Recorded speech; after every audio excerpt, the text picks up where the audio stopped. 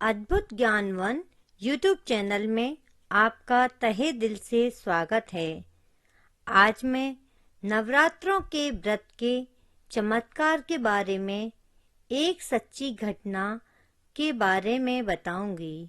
यदि आपको मेरे विचार अच्छे लगें तो मेरे चैनल को सब्सक्राइब करें। माँ दुर्गे के चमत्कार की कथा। एक गांव में एक धनी जमींदार रामलाल रहता था। उसके पास खेती बाड़ी की कोई कमी ना थी।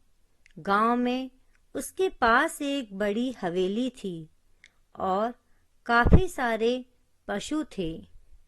रामलाल के 2 बेटे थे और दोनों की शादी रामलाल ने बड़े ही धूमधाम से की थी। बड़ा बेटा मदन बहुत ही चालाक और घमंडी था और छोटा बेटा गोविंद बहुत ही भोला भाला और सुशील था। गोविंद अपने परिवार से बहुत प्रेम करता था। गोविंद की शादी के काफी साल के बाद भी उसके औलाद ना थी। फिर भी वह अपनी पत्नी आरती को बहुत स्नेह करता। उसने आरती का अच्छे से इलाज कराया, परंतु फिर भी कोई फायदा न हुआ। आरती की सास उसको रोज ताने सुनाती। इतना पैसा दिन रात इलाज में खर्च होता है, फिर भी एक पोता ना दे पाई। पता नहीं कहाँ से आ गई है हमारे घर में ये पापिन। आरती मन ही मन बहुत दुखी होती और अकेले में रो लेती। एक दिन मदन का बेटा भूखा था। उसने आरती से खाना मांगा। आरती ने उसे बड़े प्रेम से दूध दे दिया और अपनी गोद में बिठालकर पिलाने लगी। इतने में आरती की जिठानी ने उसे देख लिया और जोर जोर से चिल्लाने लगी, देखो ये मेरे बेटे को मारना चाहती है, बांझ कहीं की। मदन बहुत चालाक था। जमींदार की सारी जायदाद का मालिक अकेला बनना चाहता था और गोविंद को कुछ भी नहीं देना चाहता था। उसने रामलाल को अपनी मीठी मीठी बातों में फंसाना शुरू किया और अपने पिताजी से बोला कि गोविंद की पत्नी मां नहीं बन सकती तो क्या हुआ, हम इसकी दूसरी शादी कर देते हैं। मदन जानता था कि गोविंद कभी दूसरा विवाह नहीं करेगा। रामलाल ने उसे अपनी जायदाद न देने की धमकी दी, परंतु गोविंद ने अपनी पत्नी का साथ ना छोड़ा। तो रामलाल और मदन ने गोविंद और उसकी पत्नी आरती को घर से निकाल दिया। मदन अपनी चालाकी पर बहुत खुश था और अपने परिवार के साथ मजे में रहता। गांव के लोग भी गोविंद से बात ना करते थे और मदन के डर से कोई उसे काम भी नहीं देते थे। गोविंद को बड़ी मुश्किल से एक जगह नौकरी मिली और एक छोटे से कमरे में दोनों रहने लगे। बांझ होने के कारण गांव के लोग भी गोविंद और उसकी पत्नी आरती को अपने यहाँ किसी भी मांगलिक कार्य में ना बुलाते। गांव की औरतें तो यहाँ गोविंद को बड़ी मुश्किल से एक जगह नौकरी मिली और एक छोटे से कमरे में दोनों रहने लगे। बांझ होने के कारण गांव के लोग भी गोविंद और उसकी पत्नी आरती को अपने यहाँ किसी भी मांगलिक कार्य में ना बुलाते। गांव की औरतें तो उसका मुंह तक देखना पसंद नहीं करती थीं। यदि आरती कभी किसी काम के लिए घर से निकलती तो वे आरती को बुरा बुरा कहती। कोई तो यहाँ तक कह देती, आज तो बाँझ का चेहरा दिख गया, पता नहीं मेरे बच्चों पर क्या संकट आने वाला है, जिससे आरती को बहुत दुख होता और उसने घर से निकलना भी कम कर दिया था। आसपास की महिलाएं कभी अपने बच्चों को खेलने के लिए उसके घर ना भेजती। यह सब सोचकर आरती मन ही मन बहुत उदास रहती। एक दिन आरती से मिलने उसके बचपन की सहेली आई। उसका एक बहुत ही सुंदर बच्चा था।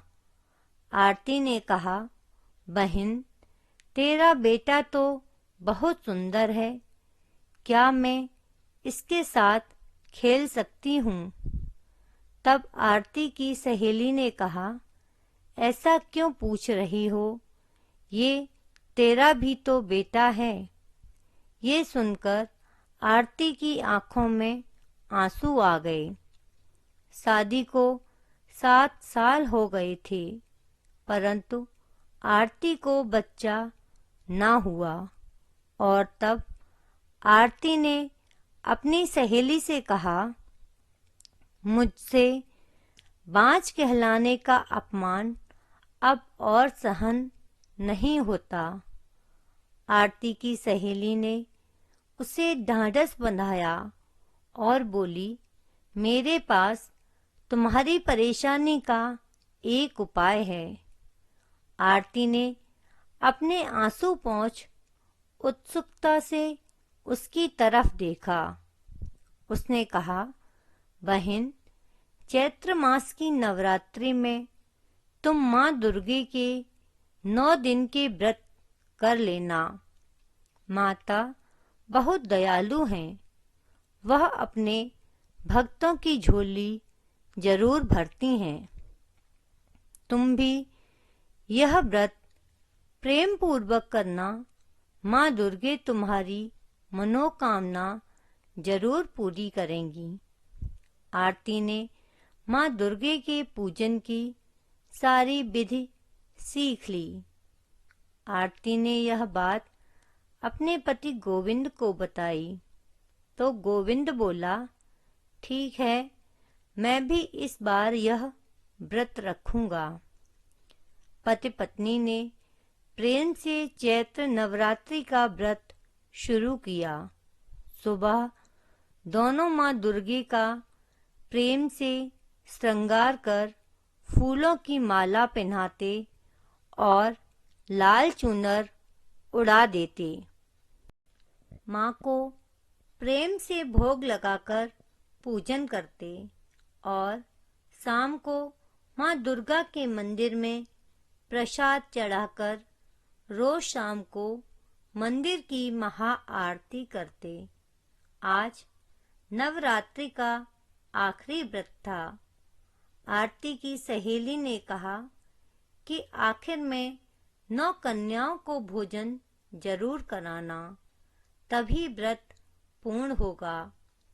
यह सोचकर गोविंद अपने आसपास की कन्याओं को बुलाने गया, परंतु सभी ने उसके घर अपनी बेटियों को भेजने से मना कर दिया। अब आरती रो रो के कहने लगी, हे माता, मेरी मदद करो। हम लोग आपका व्रत कैसे पूर्ण करें? मेरा व्रत पूर्ण ना हुआ तो मैं भी एक दाना भोजन ग्रहण ना करूंगी। तभी दरवाजे पर किसी ने दस्तक दी। जब गोविंद ने दरवाजा खोला तो देखा वहां छोटी छोटी 9 कन्याएं खड़ी हैं। वह बोली, देख क्या रहे हो? हम पड़ोस के गांव में रहती हैं। बड़ी भूख लगी है, हमें प्रसाद नहीं खिलाओगे? तब गोविंद उन कन्याओं को प्रेम से अंदर लाया। आरती और गोविंद ने मिलकर उन सभी का प्रेम से पूजन किया और लाल चुनरी उड़ाई। आरती ने सबको हलवा और चने का प्रसाद दिया। सभी कन्याएं भोग लगाकर बोलीं, अब तुम्हारा व्रत पूर्ण हुआ, और खुशी खुशी चली गईं। तभी एक कन्या बोली, जल्द ही मैं तुम्हारे घर आऊंगी। एक दिन आरती का सिर चकरा गया और वह बेहोश होकर गिर गई। गोविंद ने सोचा कि 9 दिन व्रत रहने के कारण कमजोर हो गई है और डॉक्टर के पास दिखाने गया, परंतु डॉक्टर ने बताया कि आरती अब मां बनने वाली है। दोनों पति पत्नी की खुशी का ठिकाना ना रहा। आरती और गोविंद ने मां दुर्गे को धन्यवाद दिया और बोला, जैसे मैया हमारी झोली आपने भरी है, वैसे ही अपनी कृपा सदैव अपने भक्तों पर करना। हम आपके व्रत श्रद्धा भाव से सदैव करते रहेंगे। गोविंद अपनी पति की बहुत देखभाल करता और उसके खाने पीने का भी ध्यान रखता। कुछ समय बाद आरती ने एक सुंदर सी कन्या को जन्म दिया। मां दुर्गे की कृपा से उनकी खाली झोली भर गई। मेरी कहानी को अंत तक सुनने के लिए आपका धन्यवाद। अगर आपको यह अच्छी लगी हो तो मेरे चैनल को सब्सक्राइब करें।